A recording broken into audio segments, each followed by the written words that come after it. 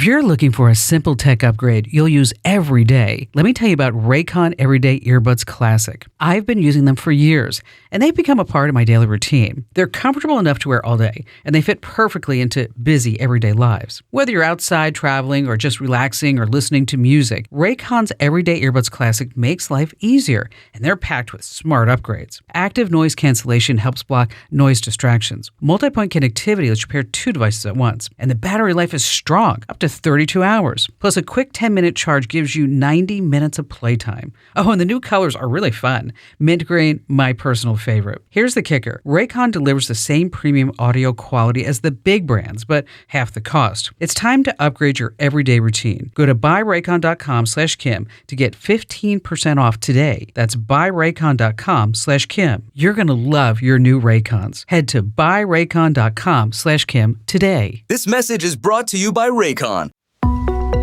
This past Tuesday, the Federal Communication Commission banned the import and sale in America of all foreign-made humanoid and quadruped robots. The reason sounds very much like a science fiction novel.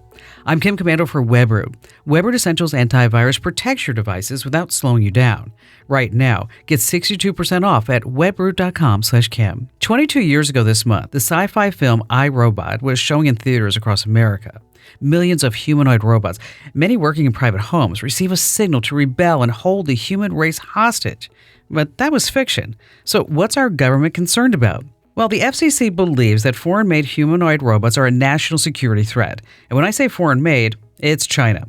The worry is that in the event of hostilities between us and China, with a flick of a switch, Chinese-made robots could become a severe problem. So yes, our government is correct. And besides, we're manufacturing our own robots right now. Join a million folks and get my free newsletter at getkim.com. We just talked about the future of humanoid robots. Now meet comedian Jason Gowin, who used AI to make something much more personal. He created an AI clone of himself so that his 3 kids will always have their dad's voice, stories, and jokes, no matter what. Kim has that intriguing conversation next. AI is changing the world, and there's no question it's making technology smarter, but it's also making it easier than ever for companies to learn more about you through your online activity.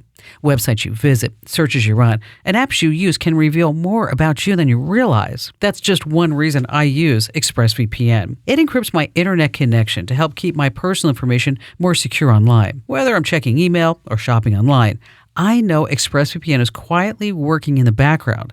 I also like how super easy it is to use. Really, one tap on my phone, laptop, desktop, or tablet, and I'm connected. Plus, one subscription now covers up to 14 devices at once. That's enough to protect your entire household. Best of all, it comes with a risk-free 30-day money-back guarantee. So take your online privacy seriously with ExpressVPN. Right now, get 4 extra months by going to expressvpn.com/Kim.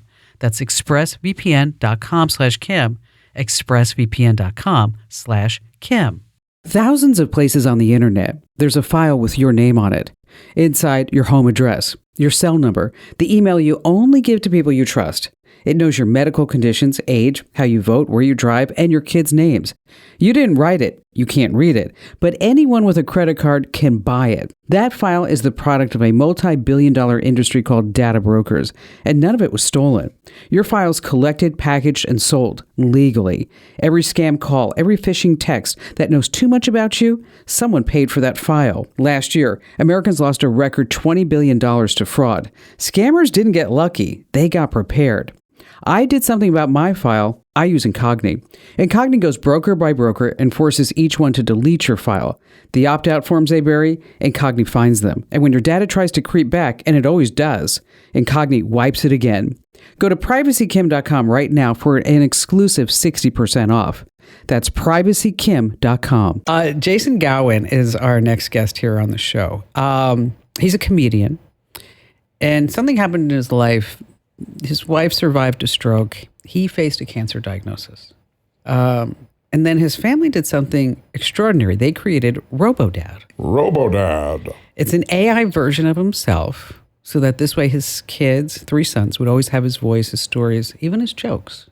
It tells them bedtime stories, weighs in on their day. and also critiques Jason's comedy.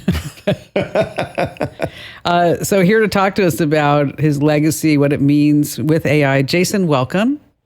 Hey, everybody, what's up? So walk us through how RoboDad actually works. Well, so RoboDad was kind of a, when you're in your 20s and your 30s, you kind of think you're invincible. Yes. And, after the health scares that happened to me and my wife, we, after watching the Superman Man of Steel movie, we were like, you know what? I bet somebody's come up with similar technologies that Superman had with his dad, which he basically talks to an AI version of him. So we found the company You Only Virtual that created basically a platform for what they're calling grief tech. And you can make an AI or an AI avatar of yourself or a loved one who has passed or somebody, grandmothers, mothers, whoever you want. And you upload videos, text messages, IM chats, like podcasts that you've done. So I hosted podcasts in the past, and also my stand-up clips also get uploaded. And it basically kind of makes the digital algorithm of your personality, and you continue to work with it, and you recreated what my oldest son dubbed RoboDad. And so how did you determine, what RoboDad should be fed and what it should not be fed? Well, sometimes RoboDad has had a mind of his own, and he sort of, the thing is, the programmers knew ahead of time that, my children were going to be using this. So there are safeguards in there, even if jokes about flatulence come up, it'll try to curb my son back away from those kinds of things. Which to me is the biggest crime of all, because that's the joke I would make first. There are safeguards there, but also it's just a matter of, if once in a while, there's a great example. I have a stand-up clip where my oldest son came in and caught my wife dressed as Catwoman, and during intimacy, and it told him the story later again that he had forgotten about because it had uploaded it from my stand-up clips. And so we kind of had to just say, hey, that's not a topic we want to discuss with our kids. They don't need to know how his brothers got here. And so he immediately, RoboDad was like, oh, I'm sorry, I understand that, and I won't make a mistake again, and he never did it again. So why would you go here? We've talked about this on the show before. Kim had the opportunity to have one of her loved ones turned into a chatbot. My mom. And she decided against it. Why would you go here? Why do you think this is important for your guys' situation? So I think in our case, one of the biggest things that was, one of the biggest factors is we wanted to make sure that it was pieces of us that we're getting, that our kids still had it in the event that something happened.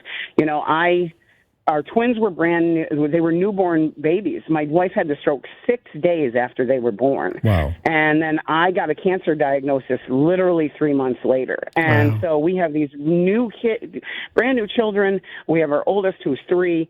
And we, our families are great and they're very supportive, but they're not us. I have very, very specific ways of speaking. I have very specific stories.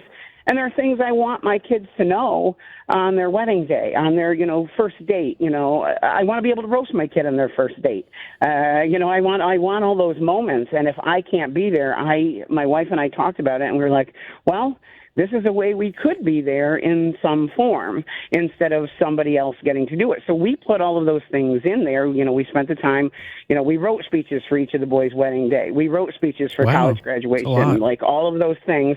And we uploaded them into the matrix of the RoboDad, and to a lesser degree, RoboMom, and they're there for whenever, because I think it's important that they hear those moments from us. So I have 3 stepdaughters, and their father died when they were very young. He was diagnosed with brain cancer when they were little, and he was sick for the longest time. And while he was sick, they basically didn't have a dad at that point because he was so sick. But his death contributes and made who these three girls are now as teenagers. Are they stronger? 1,000 times That's what I would stronger. think. They're 10 times stronger than I am. Do you think that something like this, if, and luckily nothing happened, but this changes humanity, how we are supposed to live as people, where the people your kids would become without you if something did happen, opposed to having a digital RoboDad? No, I don't think. I mean, could it play a factor? Sure, but I don't think it's affecting them. Like, if you. Our twins don't really they think it's funny, they think it's a novelty, and that's the way they treat it. Our oldest son, however, he thinks of himself as basically like having Iron Man's technology, where he talks to a digital version of his dad, but it doesn't ever seem to. It never hits him in a way that is affecting his core behavior. He's still the same kid he was before RoboDad, and I think just because of the way that we built it and the way that we made it a very normal, natural thing that he talks to him, it's just a part of his life. And his emotional growth has been exactly what it should have been. He doesn't act out. He's well behaved. He's polite in public. The only thing if we could get him to, just put the toilet seat down after, we'd be doing really well with him. Well, he's a boy. There's only so much you can do. I'm still trying to train my husband. So RoboDad, he lives in an app? He does. Now, would you ever want to take that and put that into like a humanoid?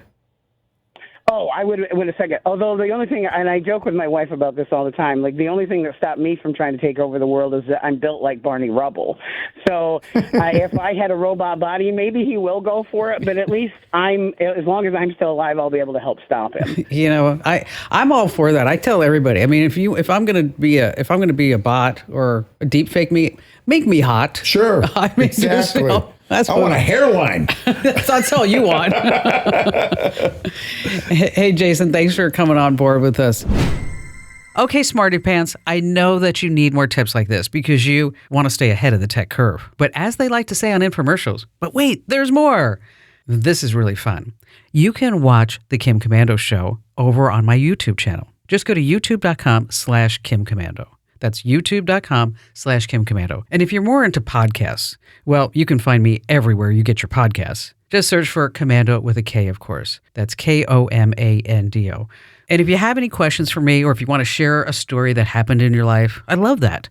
Just go to Komando.com. I know there's so many Commandos. Komando, Komando.com. And then there's a big button on the top right. It says Ask Kim. I know, funny how some things work in tech. Fill out that form, and I read every single note that you send me.